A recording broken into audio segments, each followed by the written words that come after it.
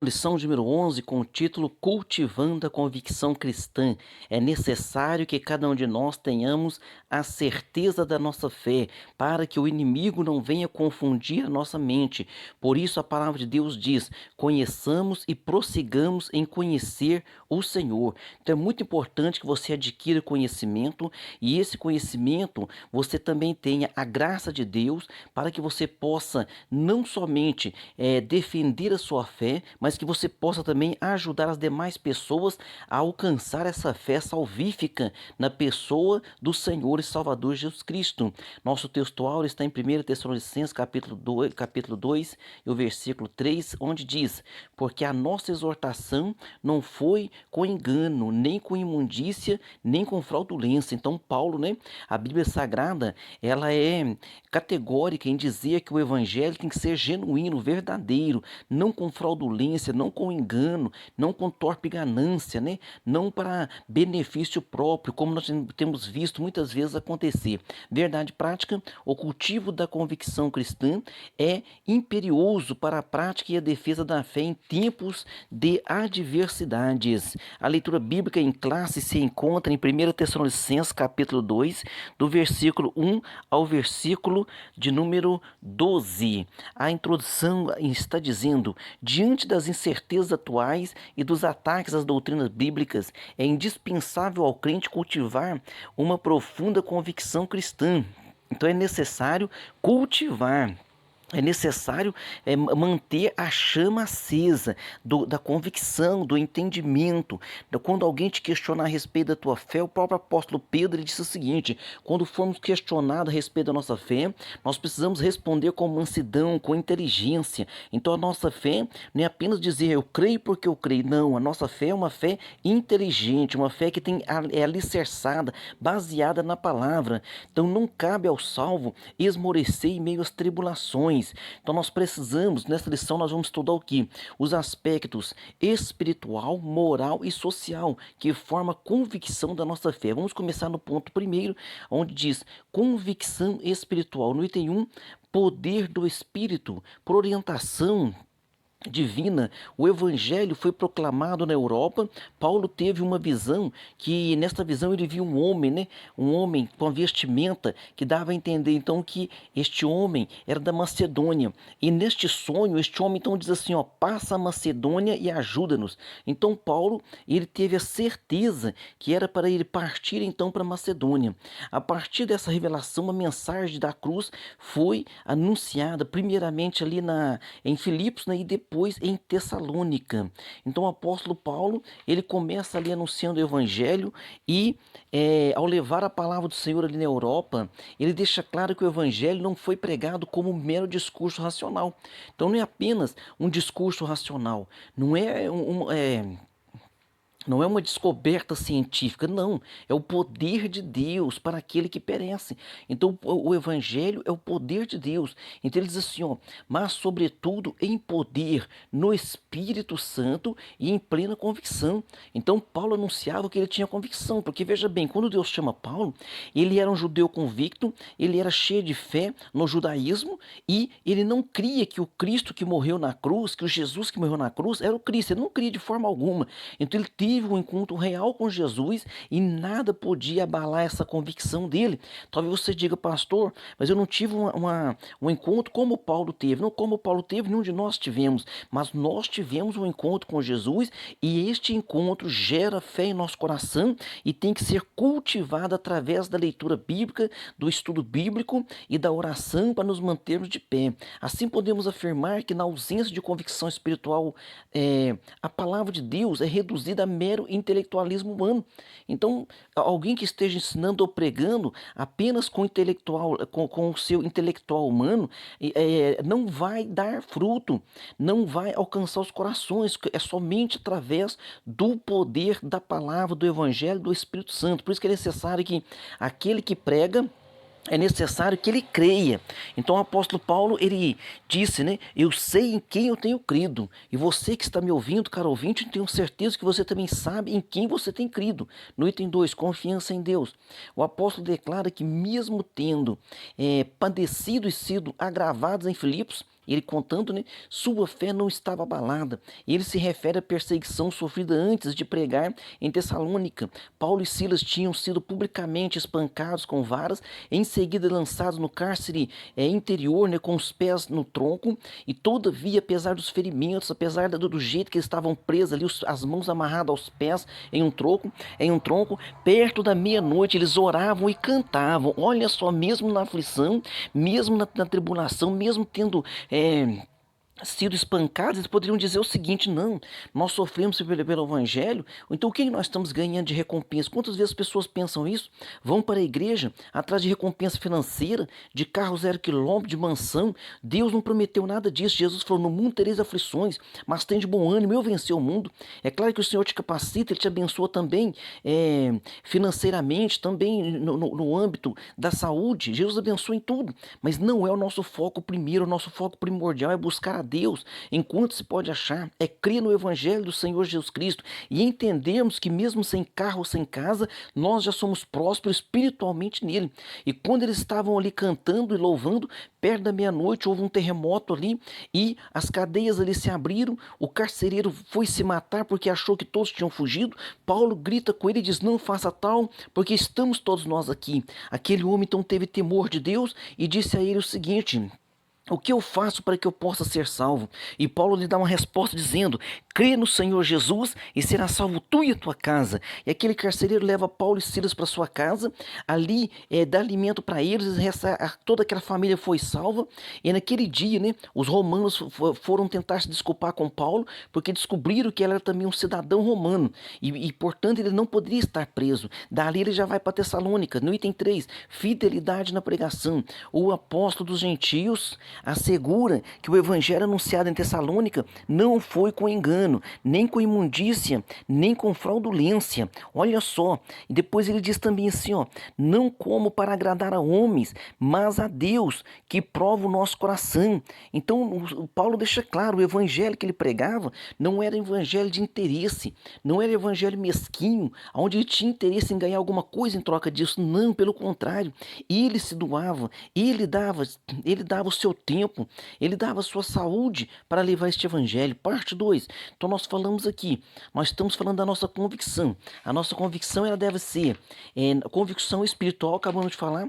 Falaremos agora convicção moral e daqui a pouco também falaremos sobre a convicção social. Então, na parte 2 aqui, convicção moral. No item 1, retidão nas ações. A conversão opera a transformação moral na vida do crente salvo.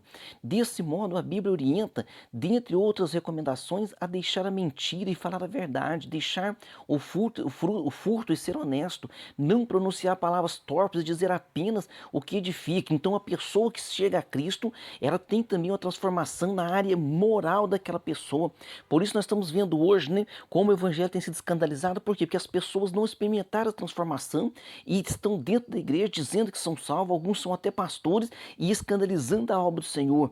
Mas a pessoa que é inteligente fará a distinção disto, né? Nunca usamos de palavras lisonjeiras, nem houve um pretexto de avareza. Então Paulo falou: nós não estamos anunciando a vocês, né, atrás de algum benefício próprio, de forma alguma. Somente o falso cristão é que busca poder e influência por meio da bajulação mentirosa. Logo, a conduta da retidão é uma virtude do crente regenerado. Então só Deus é que pode operar no crente regenerado verdadeiramente ele, as suas ações, né, a sua retidão. Ele agora passa a ter uma convicção moral, e as pessoas que estão ao seu redor, veja no item 2, reputação ilibada. Então ele passa a ter uma reputação ilibada. Foi dessa forma que Nelson Ned pregou ali pro Jô Soares, no programa do Jô Soares. Disse: Jô Soares, eu era um pecador. Ele falou das misérias dos pecados dele, né? Ele falou: tinha muito dinheiro, não tinha paz. Mas sabe por que hoje eu posso te falar? Sabe por que hoje eu tenho moral para te falar? Porque Jesus transformou meu viver. Então Jesus transforma o viver da pessoa, passa a ter uma reputação ilibada. Considera-se Considera-se portadora de reputação ilibada a pessoa que é reconhecida a sua idoneidade moral. Veja como Paulo avalia a sua reputação nessa frase. Ele diz assim, ó, não buscamos glória de homens, nós não buscamos glória de homens, nem de vós, nem de outros. Então Paulo deixou isso bem claro. Ele deixava claro, ó, não, ele não procurava obter vantagens nem honra em parte alguma. Paulo estava consciente da sua função contra o evangelho. A conclusão é clara: os que aspiram fama e prestígio caem em tentação e maculam o evangelho. Nosso viver deve ser para glorificar a Deus, a Ele seja glória na igreja e em Cristo Jesus para sempre. No item 3 aqui, vida irrepreensível. Quando fala irrepreensível, não quer dizer perfeita, né? Mas quer dizer irrepreensível, a pessoa que sempre procura dar um bom exemplo. O adjetivo irrepreensível denota uma conduta que não pode ser censurada. Nesse contexto, o apóstolo invoca a Deus e a igreja em Tessalônica e como testemunhas de sua postura, diz assim, ó, santa, justa e irrepreensível. Então é dessa forma que nós precisamos viver, de uma forma santa, justa e irrepreensível. Não é ser perfeito, viu?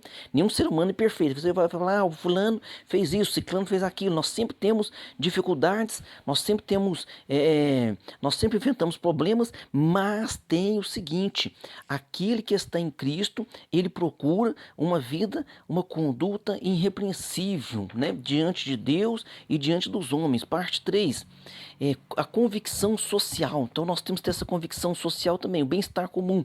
O bem-estar comum alcança o homem em suas necessidades físicas e espirituais. Não por acaso a Bíblia fornece instruções para o bem-estar social e espiritual.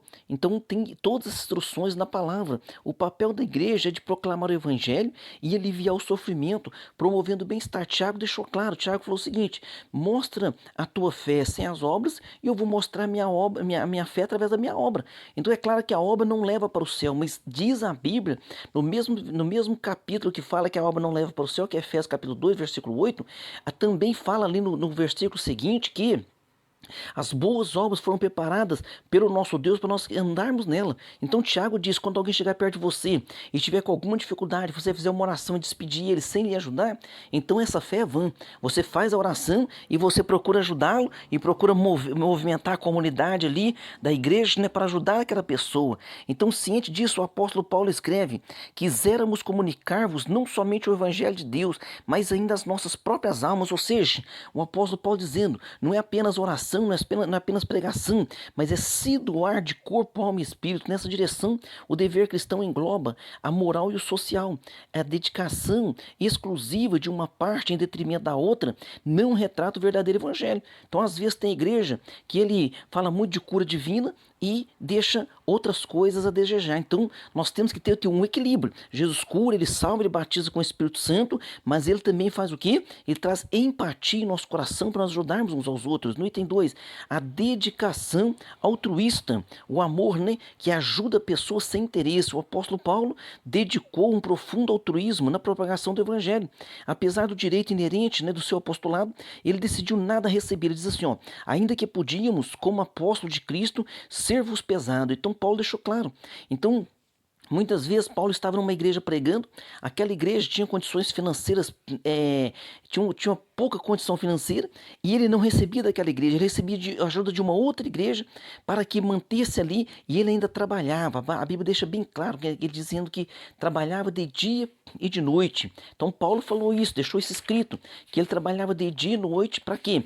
Para não ser pesado a igreja. Ele diz lá em 1 Tessalonicenses, está na nossa leitura bíblica em classe, 1 Tessalonicenses capítulo 2, versículo 9, diz assim, ó, porque bem vos lembrais, irmãos, do nosso trabalho e fadiga, pois trabalhamos noite e dia, para não sermos pesados a nenhum de vós. Vos pregamos o evangelho de Deus. Então Paulo deixou esse exemplo para cada um de nós obreiros, para que a gente possa estar ajudando na obra do Senhor e jamais sendo pesado para a obra do Senhor. Diz, continuando aqui no comentarista, acerca disso, recordava os irmãos do seu trabalho, acabei de citar os irmãos, né? Aqui é importante ressaltar que a Bíblia não condena a provisão financeira para os obreiros, pois o próprio apóstolo escreveu, ele escreveu da seguinte forma, aos que anunciam o evangelho, que vivem do evangelho. Então Paulo sabia disso, que a igreja precisa manter os seus obreiros, dar o sustento para os seus obreiros, mas quando ele chegava numa igreja que ela não tinha aquela condição, ele jamais iria ser pesado para aquela igreja, ele trabalhava e a demais igrejas também o ajudava.